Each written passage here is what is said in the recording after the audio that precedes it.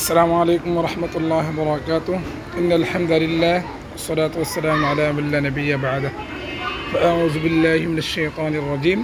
بسم الله الرحمن الرحيم. واعتصموا بحبل الله جميعا. صدق الله العظيم.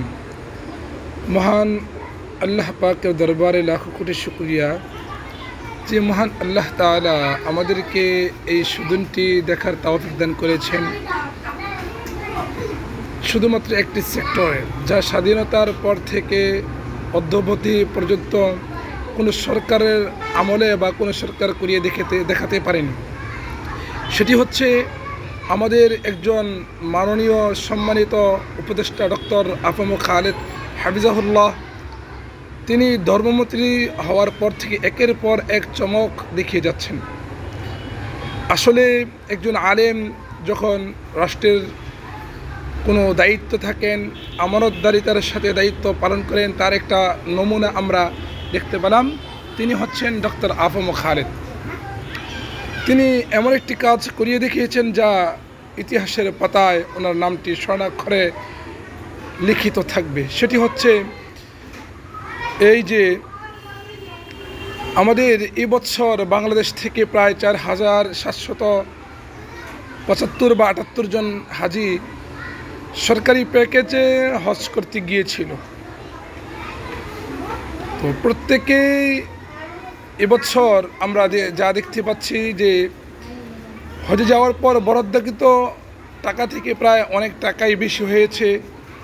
তন্মধ্যে প্রায় 8,28,90,000 টাকা বেশি হয়েছে।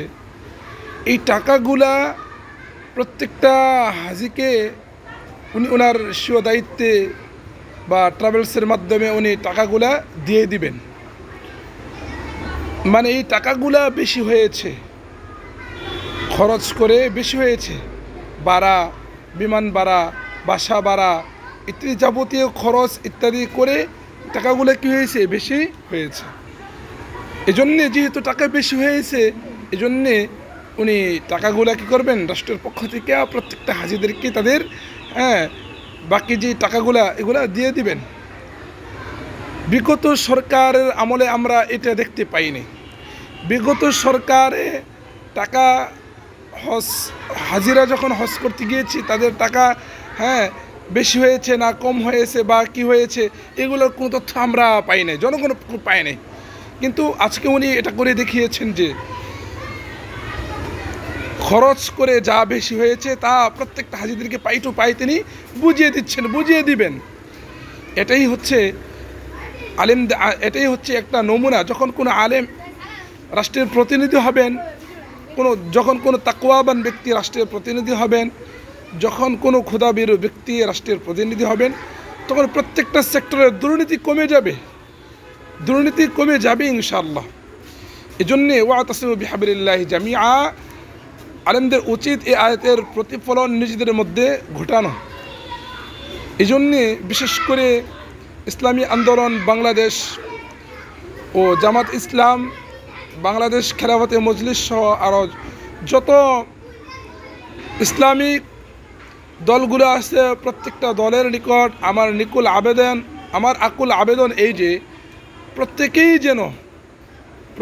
যেন ওয়াতাসিমু বিহাবলিল্লাহি জামিআর উপর আমল করে। অর্থাৎ প্রত্যেকেই যেন রাষ্ট্রের ও মুসলমানদের ও জনগণের কল্যাণের জন্য একতাবদ্ধ হয়ে আগামী নির্বাচনে তারা একটি বাক্স জনগণের কাছে সুপর্দ করে। আর আমরা জনগণ এটাই চাই, জনগণের প্রত্যাশা এটাই যে সকল আলেমরা ঐক্যবদ্ধ হবে এবং আমরা তাদেরকেই আগামী নির্বাচনে জয়ী করবে ইনশাআল্লাহ। আগামীর রাষ্ট্র আলেমরা চালাবে, জনগণ এটাই চায়।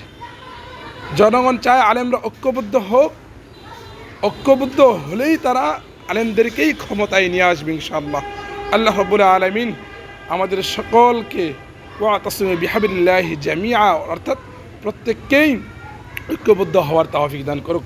আসসালামু আলাইকুম ওয়া রাহমাতুল্লাহি ওয়া বারাকাতুহু।